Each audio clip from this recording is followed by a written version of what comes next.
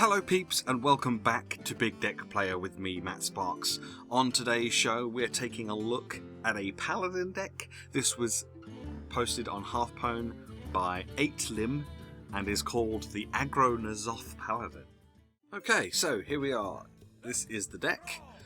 It's a bit of a weird one, this one, which is kind of why I wanted to take a look at it and try it out, because I'm quite up for trying out interesting decks with new twists on styles and stuff that are already out there. There wasn't a Big Deck Playa last week because some of the decks that were out were just basically just the same decks that I've already covered, just with like 2 or 3 cards changed. And it's like, well, I don't really need to cover that. It's essentially the same deck. So this one is kind of similar to the Paladin deck, the Divine Secret deck. It's got some similarities to that, but it's also got some other things in it as well.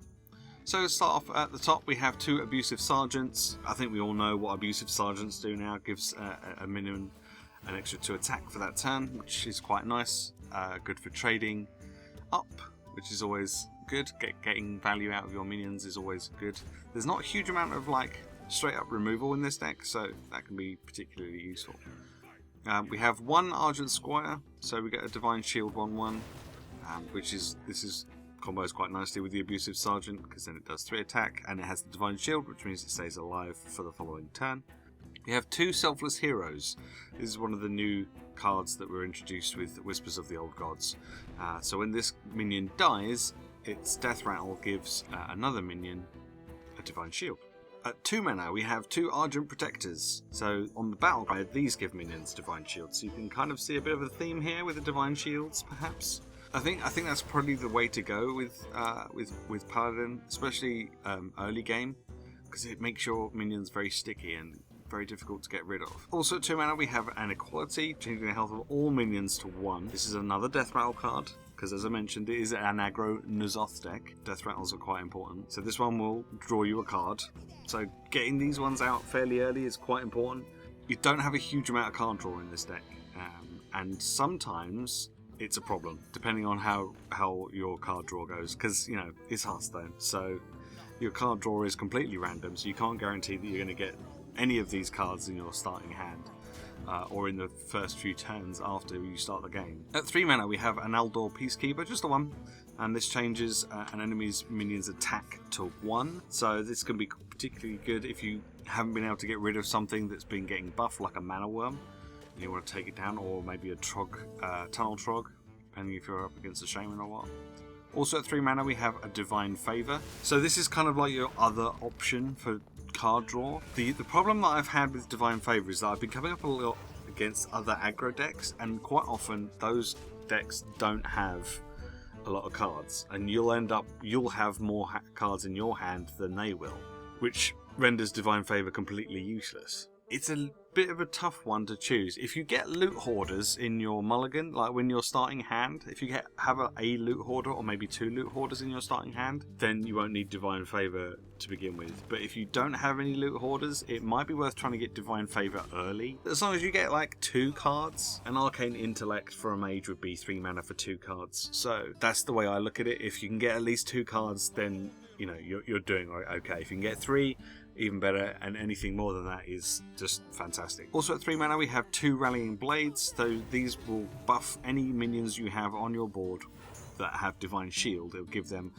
1 attack and 1 health, which is really, really good. Having your minions keep their Divine Shields long enough for you to be able to play Rallying Blade as well can be a bit tricky though, because quite often your opponent will be popping the Divine Shields and stuff so that it can eventually get rid of those minions. And if we didn't have enough Divine Shields, we've got 2 Steward of Darkshire, so every time you summon a minion with 1 health, it gets a Divine Shield, which is pretty cool, because as I mentioned earlier, we have a lot of minions with 1 health. So your Selfless Hero can get a Divine Shield, and when it dies, it gives something else a Divine Shield. Now, Steward of Darkshire is quite important, because obviously it affects your hero power as a Paladin, so you want to kind of protect the Steward of Darkshire as best you can. So using an Argent Protector to give that a Divine Shield as well can be pretty useful. You don't really have any straight up taunts in this deck, so you can't really hide it behind a taunt as such. If we skip down to 4 mana, we do have 1 Defender of Argus, so I guess if you could possibly hide it behind a Defender of Argus to try and keep it alive, but it does only have 3 health, so it can be taken out quite easily. Also at 4 mana we have 2 Blessing of Kings, so these can be useful especially on stuff like your Argent Squire while it's got its Divine Shield, or anything that has Divine Shield. Giving a Blessing of Kings makes it a 5/5 with Divine Shield, which is a lot more difficult to get rid of, and it trades very nicely. Also at 4 mana we have 2 Consecrations, so it does 2 damage to all enemies, fairly standard, pretty much a staple of the Paladin deck. Doesn't always work fantastically well, late game especially, but you do have the Equality, so you've always got that option to Equality and then Consecration to get rid of everything on your opponent's side. You do have 2 Consecrations, so you can keep 1 for late game and use 1 early game. As I mentioned before, we have a Defender of Argus, so that gives adjacent minions +1/+1 and Taunt, especially useful if you have minions with Divine Shield, because Divine Shields on Taunt minions is a pain. If you've ever played against one, then you'll know exactly what I'm talking about. We have 2 Keeper of Aldermans, also at 4 mana, so these will set a minion's attack and health to 3, especially useful against big minions on your opponent's side. If they have something really big and scary, it means you can probably trade with them better. And also because you have 1/1 hero power mobs, you can use this to buff them up to a 3/3, which is pretty cool too. Especially if they have Divine Shield, because when you spawn them, they'll have Divine Shield, hopefully, if you have the Steward of Darkshire up, and then they can get buffed with this, making him a 3/3 with Divine Shield, which is pretty cool, At 4 mana we have True Silver Champion, so it's 4 attack and restores 2 health when you swing with it. So that's kind of like where the aggro kind of stuff ends. Then we start getting into the big scary stuff. So we have Cairn Bloodhoof, which is a 4/5 for 6, and his death rattle is that he summons another 4/5, which is fantastic. We have a Sylvanas Windrunner, because it's Sylvanas, and Sylvanas is awesome. So she's a 5/5, and when she dies, she takes control of a random enemy minion. And then we make another jump to 8 mana, where we have the double Ragnaros. We have Ragnaros the Fire Lord and Ragnaros the Light Lord. So we have double Rag. So one will do 8 damage to a random enemy, and one will heal 8 health to a damaged friendly character. That includes yourself. Also at 8 mana we have a Tyrion Fordring, another death rattle with Taunt and Divine Shield, and when he dies you equip a 5/3 Ashbringer weapon. Pretty good. As I say, so we got Tyrion Fordring, we got Sylvanas, we got Cairn. They're the 3 like big kind of threats that you can put out that have death rattle, and then you can bring them back with N'Zoth the Corruptor at 10 mana. So his battle cry is that he summons all the death rattle minions that died this game. So that's the deck. Now it's a bit, as I mentioned, it is a bit unusual because I'm coming up against aggro decks and they beat me really quickly, because sometimes you end up with all your high cost minions in your hand at the start of the game and you can't do anything for like 5 or 6 turns, which sucks balls. It really does, because it basically means you've lost the game. It's a really interesting idea, and I think it needs a bit more playtesting from me before I make like a final decision on it. I have won a few games, as you'll see in the video in the background, but I also lost a lot of games, mainly because of getting Cairn, Sylvanas, or Ragnaros, or Tyrion.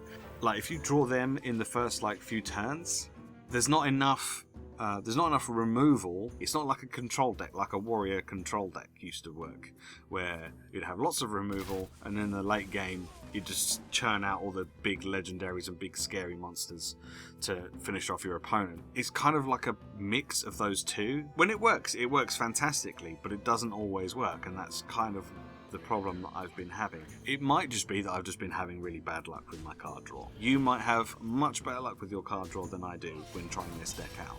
It is quite expensive to craft as well if you don't have some of these legendaries, because it's a total of 10,880 dust to craft everything, which is quite a lot. And I realised that with like N'Zoth and Ragnaros the Light Lord both being from Whispers of the Old Gods, there's a good chance that you won't have both of them.